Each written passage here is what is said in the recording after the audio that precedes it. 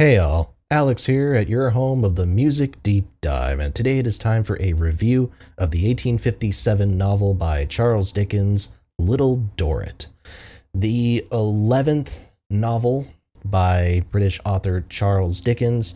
This continues this trend of novels that Dickens was writing during the 1850s that steer towards a bit of, I suppose, darker themes. Again, continuing what Dickens has been doing since the outset, which is this analysis of British society, but in this case, as we've seen with novels like Bleak House and Hard Times, talking about more sort of intricate aspects of the workings of English society. In this case, talking about the idea of prison and the specifically the concept of debtor's prison, and again, kind of class divisions, and this whole idea of imprisonment, I think, is embodied in several different ways, in the idea that each class, each division sort of has their own version of a prison, and just because you escape one doesn't mean that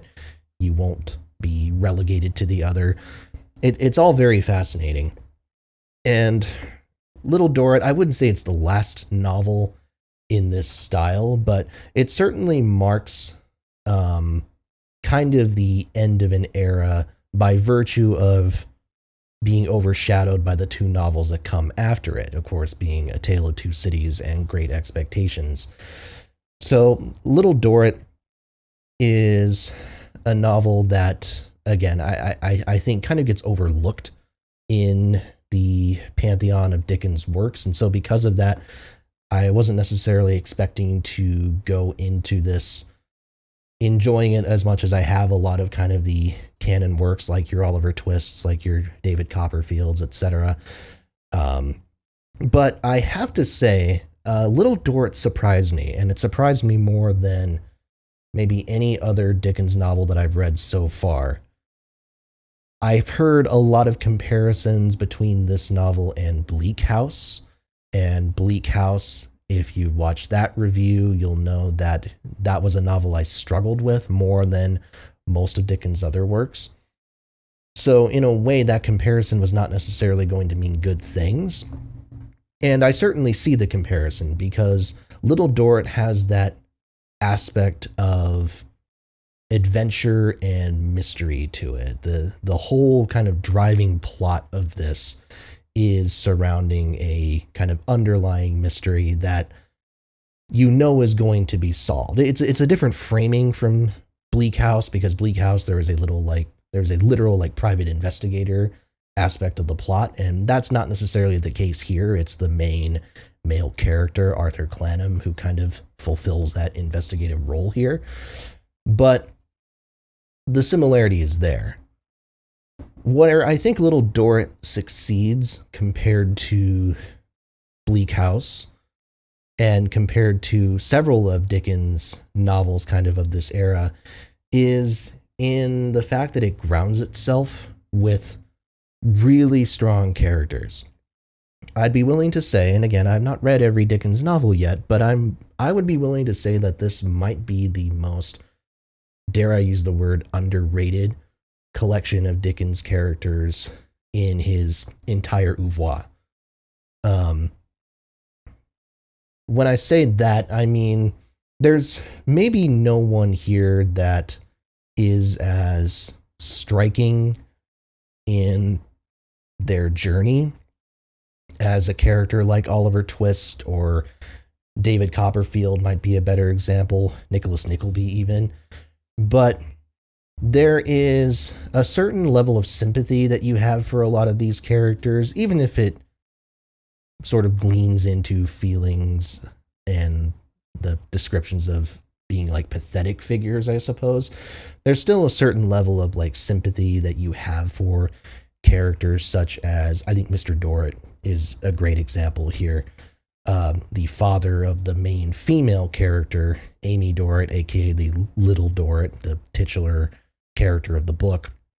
You know, Mr. Dorrit is an interesting character because here's someone who starts out in debtor's prison, and without spoiling too much of what comes afterwards, essentially he has a huge reversal of fortunes that lends him out of debtor's prison.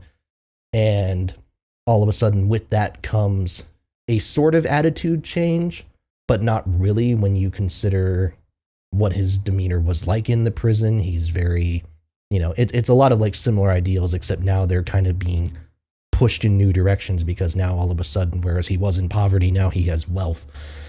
And again, he's not intended, I think, to be a protagonist in that sense, but he's a pathetic figure who you end up feeling for on some level, and I think there's value in that. I think there are a lot of characters like this who kind of come in and out.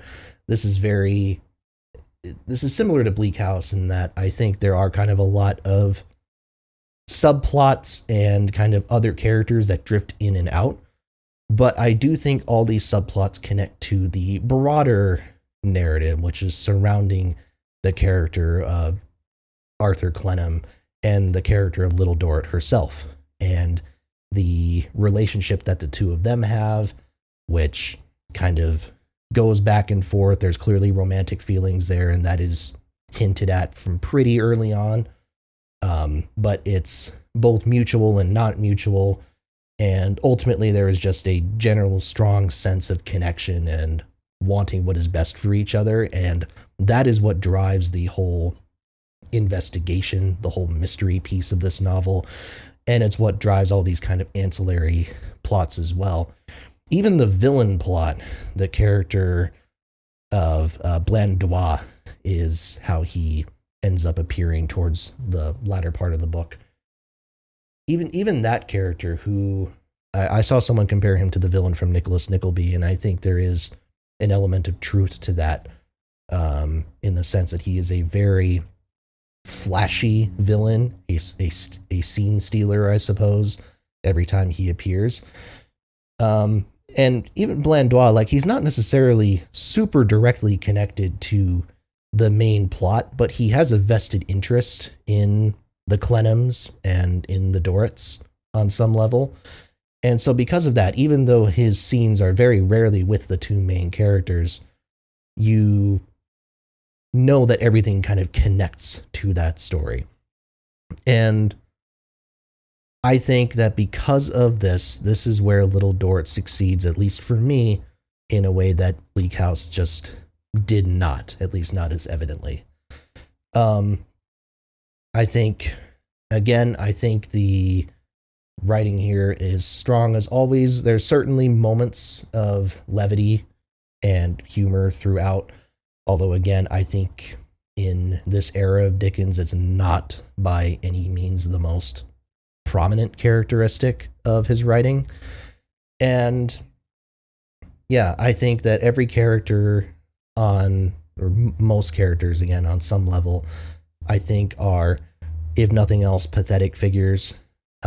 Miss Wade is another one where I think her character is pathetic, even though she's clearly, besides the character Blandois, she's one of the closer things to a villain that we probably have, but there is still a level of sympathy that I think you have for her situation. The Dorrits, all in their own ways, are very interesting. The character of Fanny Dorrit, I think, is, again, not really likable, but pathetic in her airs, I suppose, in the way that she conducts herself. And I don't know. I think ultimately I was surprised at how compelled I was by the entire narrative. And I think, especially when you consider that the book is basically divided in half by what is essentially a flip of fortunes, where one group of people holds more power, relatively speaking, from a social and financial standpoint, and there's another group of people that is kind of lower class, referring to the Dorrits in this case. And then around the halfway point of the book, there's kind of a reversal of fortunes, not a complete 180, but a bit of a switch around. And because of that, the dynamics change.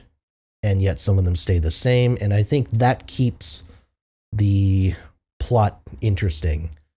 I think what it actually reminds me a little bit of is Count of Monte Cristo, and the main character in that book, and his first kind of re-entry into the plot after his escape from prison, where he has now accrued wealth and accrued renown on some level. His introduction as the Count is kind of what this little piece reminds me of on a more smaller scale, I suppose.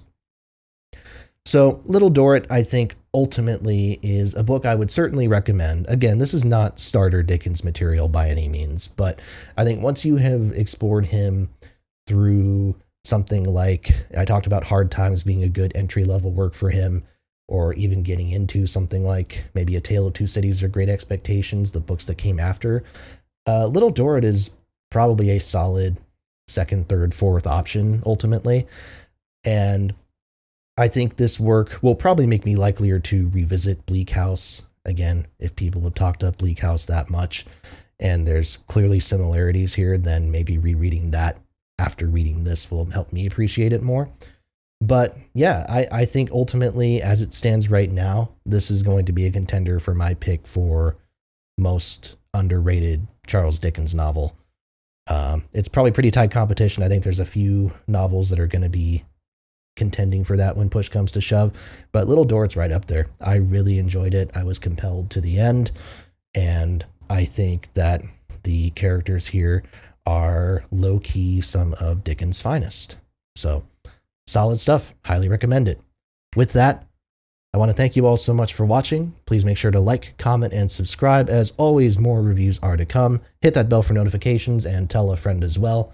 Thanks so much, and I'll see you next time right here at your home of the Music Deep Dive.